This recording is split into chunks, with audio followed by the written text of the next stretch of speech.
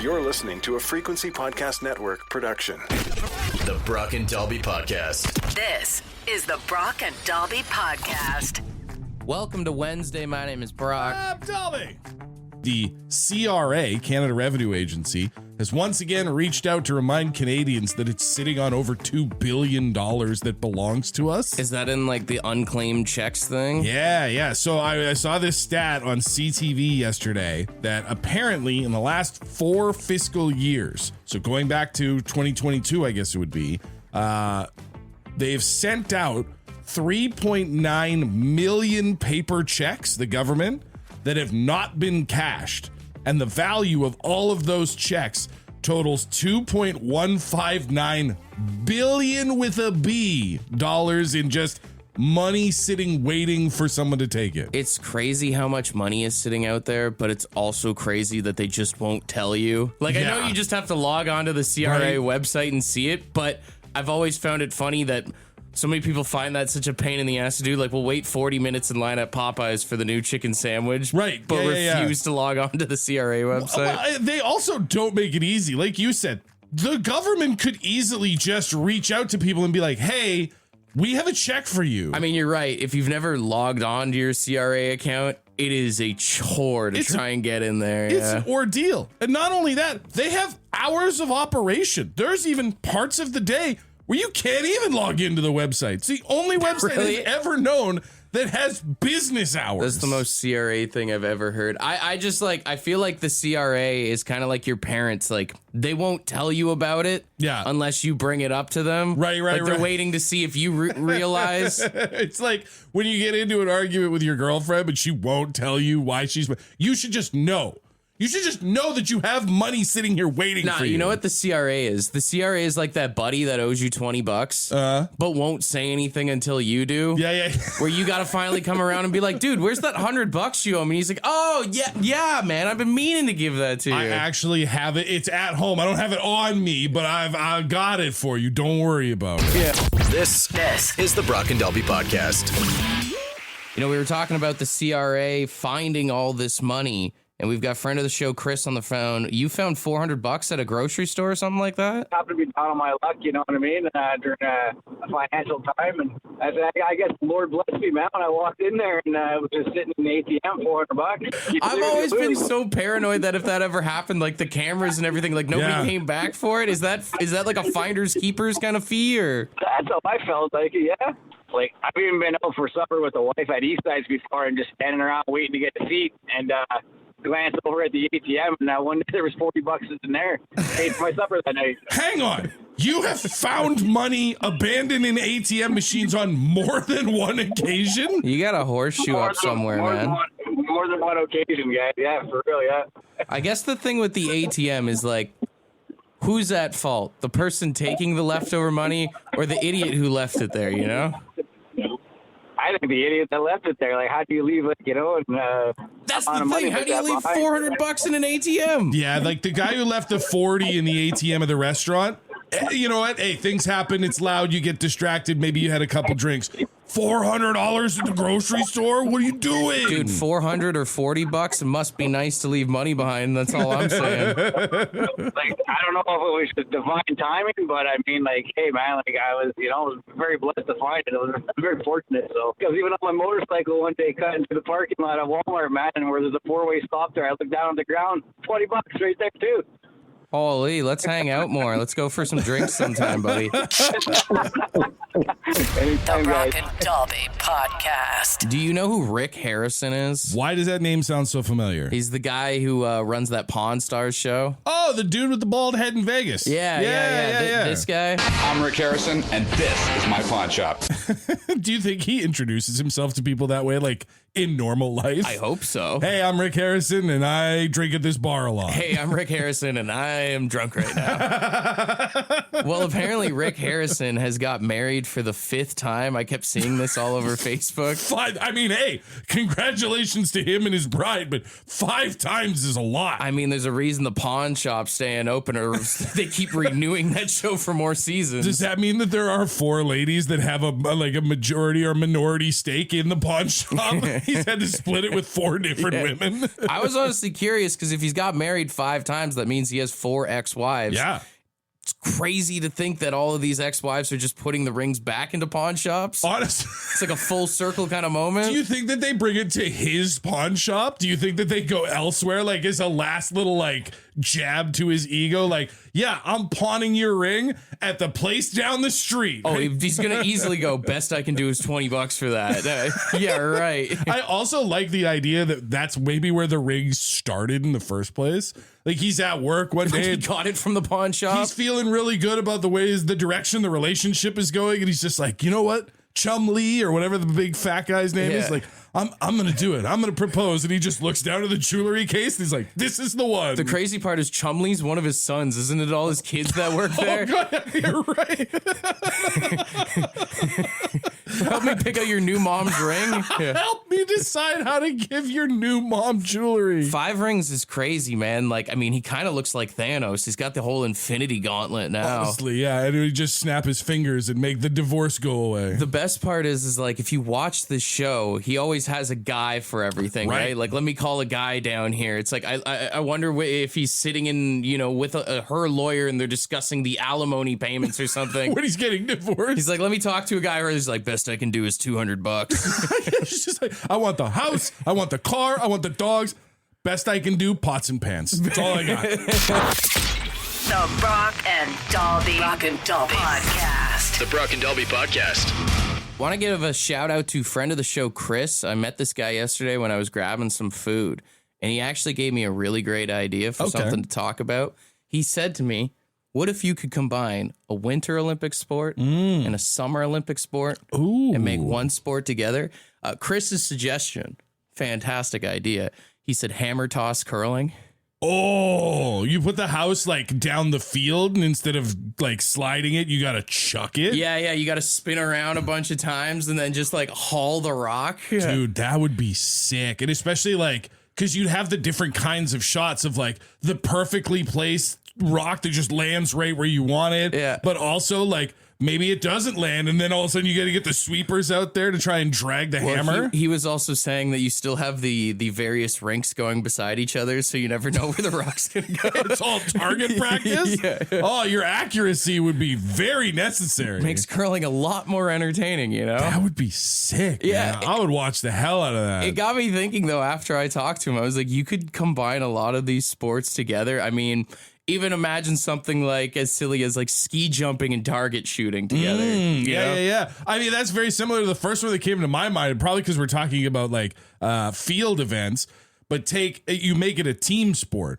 You have one ski jumper and one javelin thrower on the team. And if you can hit the guy out of the air with the javelin, his jump doesn't count. The waivers for that are going to be insane. I mean, if we can do fencing, we can throw javelins at people in the air, right? Sure. Or even as something as simple as like making the triathlon a Winter Olympic sport where maybe say, I guess you have them like run up the ski hill. They bike across the top like DUI style. Yeah. And then got to like ski down or something, or even like skeleton down the hill. Ooh, well, the triathlon starts with the swim, right? You make that a polar swim. They got to swim in the frozen. Yes. Then they bobsled down and then make them still get on the bike all shivering and shattering. Like, oh my God. Oh, I got a good one. Snowboard half pipe.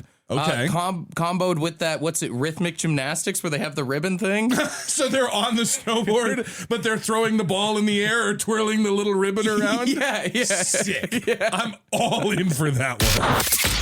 The Brock and Dalby Podcast. The Brock and Dalby Podcast. Steve, if you could combine a summer and a winter Olympic sport to make one sport, what would you choose? Rowing with long track speed skating. And how the hell does that work?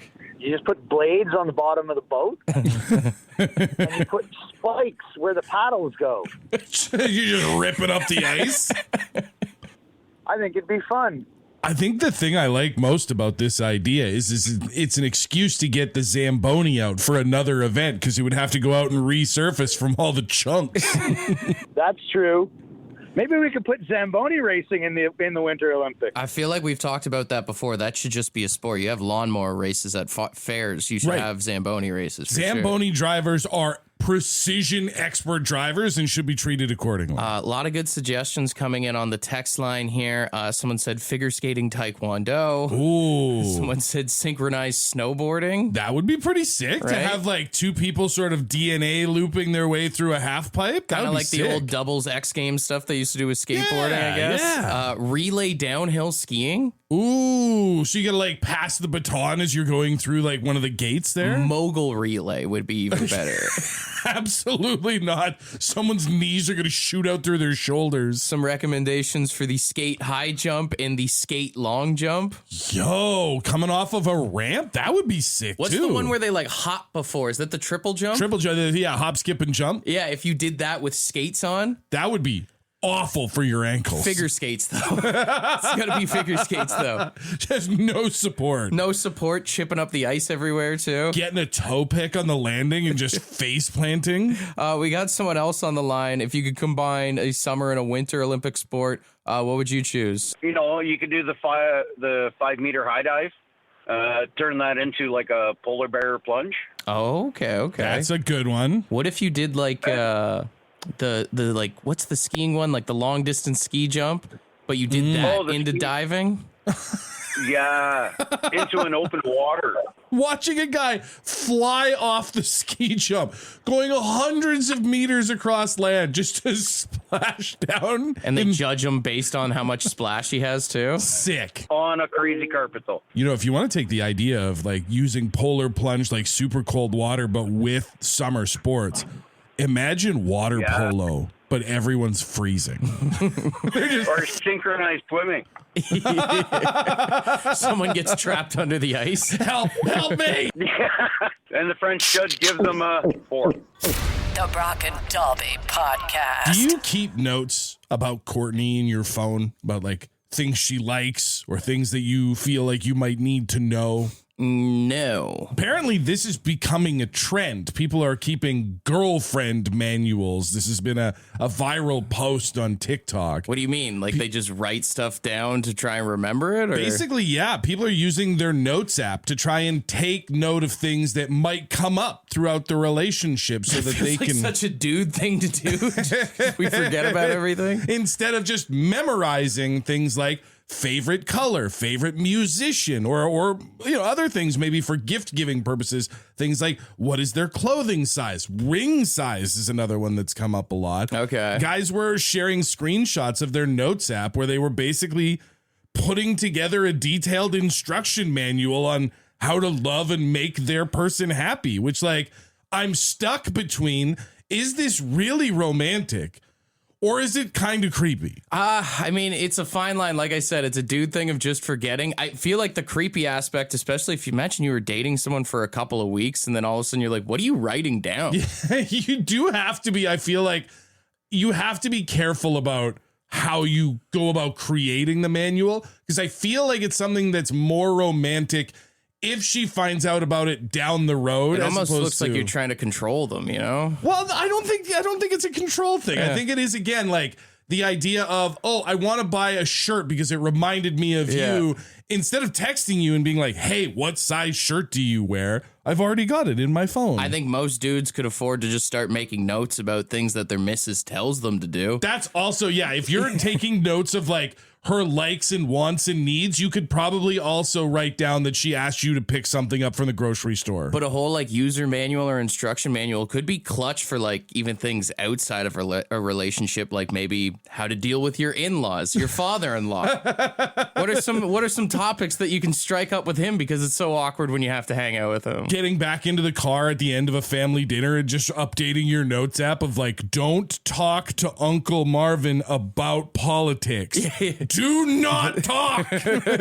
You know, thinking about this whole instruction manual that people are making for their girlfriends, I feel like it's more or less something you should make for an ex-girlfriend. You feel like it's more valuable to leave as a warning for the next guy versus trying to keep your own relationship going? Yeah.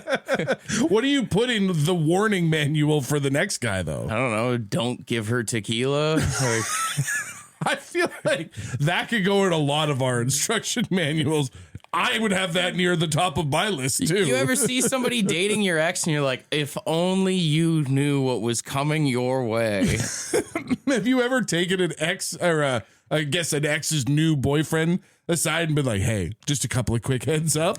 I feel like that would be a super awkward conversation. I mean, they might not like it in the moment, but a few months down the road, they'd be like, he was right. Calling you back and being like, hey, brother, thanks for the heads up. Yeah, Appreciate that so Make much. sure she's fed. She gets very grumpy. Will cheat on you. Heads up on that. This is the Brock and Dalby Podcast. Some pretty big news if you have not heard. Frozen juice from concentrate, like the Minute Maid cans, are being discontinued here in Canada. What? You're talking about discontinuing my childhood? When's the last time you actually had one of those? Few years ago, my kids wanted to do a lemonade stand, but they're lazy, so we bought the frozen cans instead of buying lemons. It is a staple of everybody's childhood, I feel like, but they're discontinuing the frozen juice because of consumer taste change. Obviously, a lot of people are trying to be more healthy. Right. All that kind of stuff. Yeah, I can't assume that the stuff that was like frozen from concentrate was the healthiest option in terms of juices. Dude, it was the best, though, when you cracked one of those things open and you just ate it frozen. Just like, you'd let it thaw out a little bit and then get in there like it was a freezy. Yeah. Oh, that was good times. I think I have one in my freezer at home. I think I might actually, now I don't know if I should go home and eat it or drink it or try and keep it as some sort of souvenir. Is it going to be like those Hudson Bay scarves where everyone's going to start selling them crazy? Oh, those cherry blossom yellow box chocolates. Are people going to go nuts stocking up on these since they'll never be there again? If you can find them at the grocery store, go home to the missus and be like, babe, don't worry. I got us covered. I've invested in our future. I got the juice. This is the Brock and Dalby Podcast.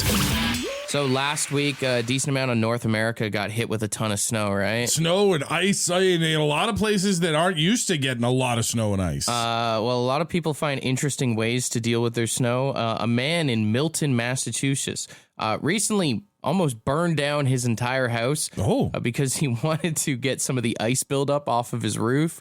So he thought it'd be a good idea to go up there and use a blowtorch to melt the ice on his roof. It's crazy that he just conveniently had a blowtorch on hand and was like, yeah, this is the solution to my problems. Listen to the news report on this. Homeowner was using a blowtorch to melt the ice. The homeowner tells us it started at the front corner where he was trying to melt ice off the roof. A doorbell camera shows him just before he climbed a ladder with a torch. He gets down and then we see the flames like in just the gutter, and then they started coming from like the back, if I'm looking at the house, the back left, and then all of a sudden like smoke from the right, and it just like seemed like the whole roof was consumed. But firefighters say removing that ice can be very tricky. Just get a professional company to take care of your ice dams. I mean, don't get hurt. I mean, don't go up on your roofs. Thankfully, the longtime homeowner wasn't hurt, and neighbors say it's an important lesson to others who are struggling with ice dams. An important lesson to others. Yeah. Is it an important lesson or is it something you should have known in advance? Like, I can safely say at 42 years old, and maybe it's because we live in cold climates. Sure. But I've never once needed someone to tell me that it was a bad idea to start my house on fire. That's such a tough one to call like State Farm and try and explain. Right. Oh, your insurance claim is hear me out. Denied for sure. Yeah. There's no way you're getting a check. You know what the crazy part from like looking at the news footage is? There's still ice on the roof. Even after the fire was put out? That's the worst part about it. Actually, considering the fire trucks and the firefighters, there's probably now more ice from all the water they had to spray on his house. So just some food for thought, guys. Blowtorches on the roof. Probably not a good idea. No, not probably. Don't do it.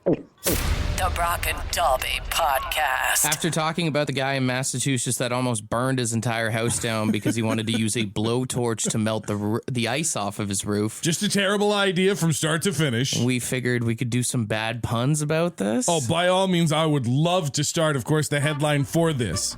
Massachusetts man uses blowtorch on roof to melt ice, sets home on fire. Just another example of the red-hot housing market affecting the common man. Price just went up on Zillow. Or went down, I guess. I gotta imagine you're paying less for that one. Massachusetts man using blowtorch on roof to melt ice sets home on fire. He must be more of a Talking Heads fan rather than a Billy Joel fan. He did, in fact, start the fire. Massachusetts man using blowtorch on roof to melt ice sets home on fire. He'll be rightfully roasted for this after his roof was toasted and his house was smoked. Oh, got a few in there. Well played. Massachusetts man using blowtorch on roof to melt ice sets home on fire. His neighbors probably think he's a real arsenal.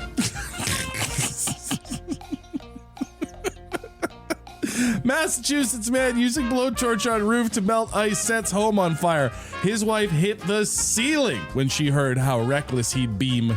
He'd beam? Ceiling, like beam from the ceiling. Okay, I get you. I was like, they can't all be fire puns. Went with a roof pun. I wanted a roof pun. Didn't even think of a roof pun. Well done. Thank you. All right, final one here. Massachusetts man using blowtorch on roof to melt ice sets home on fire. You know, with everything going on in the news, Buddy probably heard people yelling F ice and he didn't understand what they were talking about. The Brock and Dalby Podcast. The Brock and Dalby Podcast. Would you rather Wednesday? Would you rather Wednesday? All right, let's get weird. 762-555. First one in here says, would you rather win a gold medal at the Olympics or win the Super Bowl? Ooh, I do feel like, just in terms of like longevity, more lucrative to win the Super Bowl. More money right away, too. Yeah, like depending on what country you're from, you can only get like 10 grand, I think, from some places. That's just it. And then you've honestly, depending on what sport you're in, you've got to wait 4 years before a lot of people care about you again. Whereas if you're in the Super Bowl, you're already making NFL money, even at league minimum, you're making big money. Now you've won the Super Bowl. If you played any kind of role in that win, there's commercials and endorsements and bonuses and all that stuff. From like a pride perspective, be pretty cool to say you're the best in the entire world at your chosen sport. But in terms of popularity, gotta take Super Bowl. The Olympics is sad because you hear a lot of these athletes have to raise their own money or get funds just to go to the Olympics. It's kind of depressing when you think about how much effort they put into it. It's crazy to think that there are gold medal athletes from around the world that have to do the same stuff that my grade 8 soccer team used to have to do to go to a sports tournament in Yellowknife. Selling chocolate bars to go to the Olympics. Someone said, would you rather always feel slightly itchy or slightly sticky? Oh, I think sticky.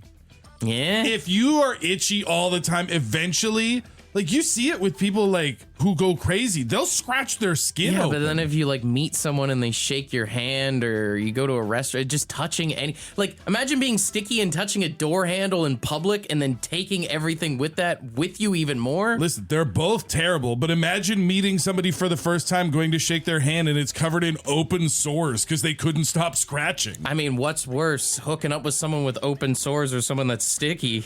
Open source. 100% open source is a problem. Would you rather wear a thong every day under your clothes or go commando every day? I mean, I kind of do the second one a lot. I was going to say, I know you're a big commando guy, and especially at that point with the thong. My understanding is that there are women and men who find thong underwear to be comfortable.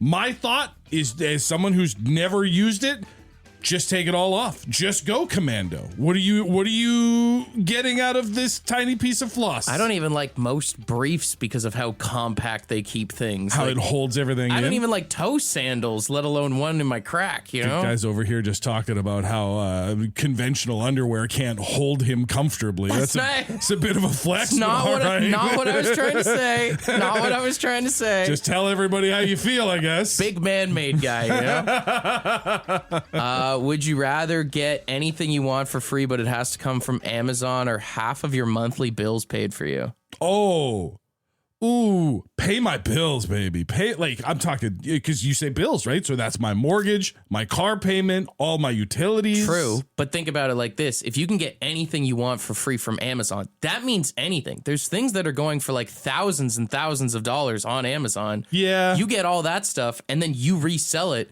You've got your own market. I'm not looking to start my own Amazon, though. I'm not looking to be the king of Facebook Marketplace. Like, who are you going to sell this stuff to? And that's why you are where you are with thoughts like that.